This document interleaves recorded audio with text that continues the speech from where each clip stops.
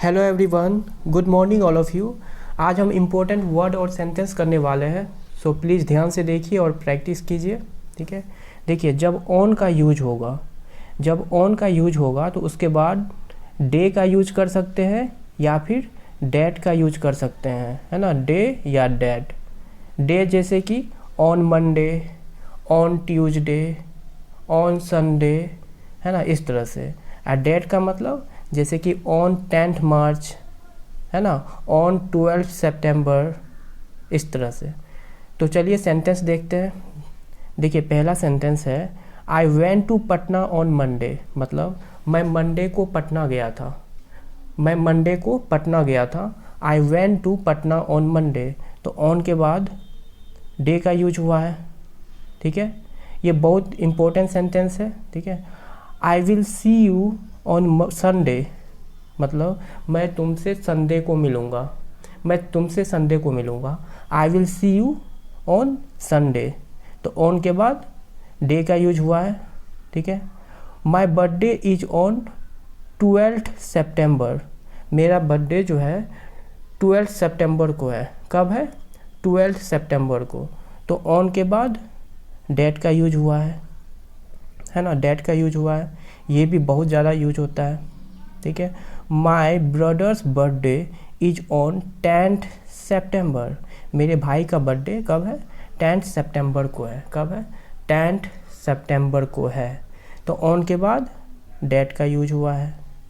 ठीक है, Holi is on 8 मार्च, होली जो है 8 मार्च को है। होली कब है? 8 मार्च को है। तो होली इज ऑन 8 मार्च, तो ऑन। ठीक है, ऑन के बाद क्या हुआ है? डेट का यूज हुआ है। ठीक है, तो इसको प्रैक्टिस कीजिए, बार बार प्रैक्टिस कीजिए और डेली क्लास आइए। ठीक है, चलिए नेक्स्ट देखते हैं। देखिए ऑन के बाद क्या था? डे या डेट।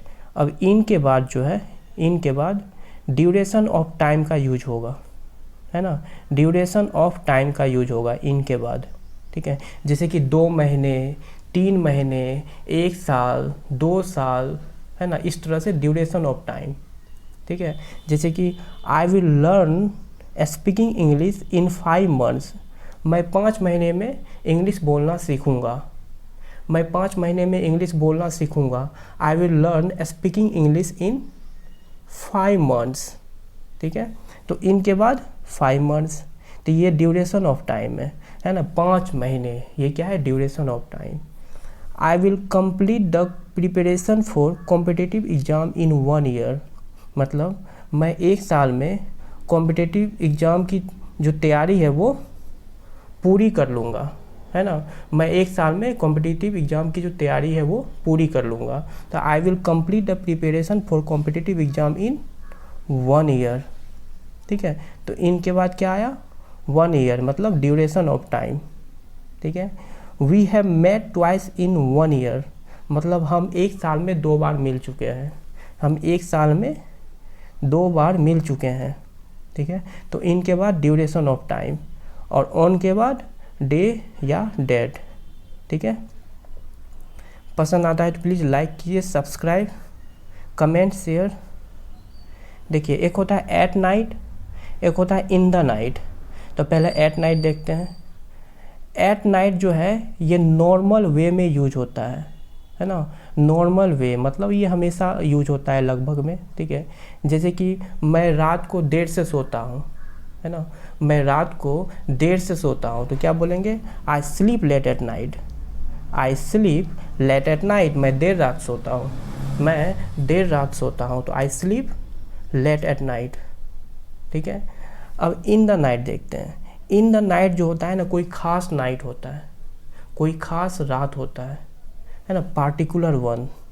ठीक है, मतलब मुझे बताओ कि तुमने उस रात क्या देखा था, तो इस तरह से कोई खास रात होता है ना। मुझे बताओ कि तुम उस रात क्या देखा था। टेल मी विविडली, विविडली मतलब होता है साफ साफ। क्या? साफ साफ। टेल मी विविडली मतलब मुझे साफ साफ बताओ। What you saw in the night, तुमने उस रात क्या देखा था। Tell me vividly what you saw in the night, साफ साफ बताओ तुमने उस रात क्या देखा था। इस तरह से यूज कर सकते हैं, है ना, in the night. Tell me what happened in the night, मुझे बताओ, है ना, tell me what happened in the night, मुझे बताओ कि उस रात क्या हुआ था, मुझे बताओ कि उस रात क्या क्या हुआ था। तो tell me what happened in the night, ठीक है। तो इसको बार बार प्रैक्टिस कीजिए, इम्पोर्टेंट वर्ड है, सेंटेंस है, ठीक है। तो आज के लिए बस इतना ही। Thank you so much, take care.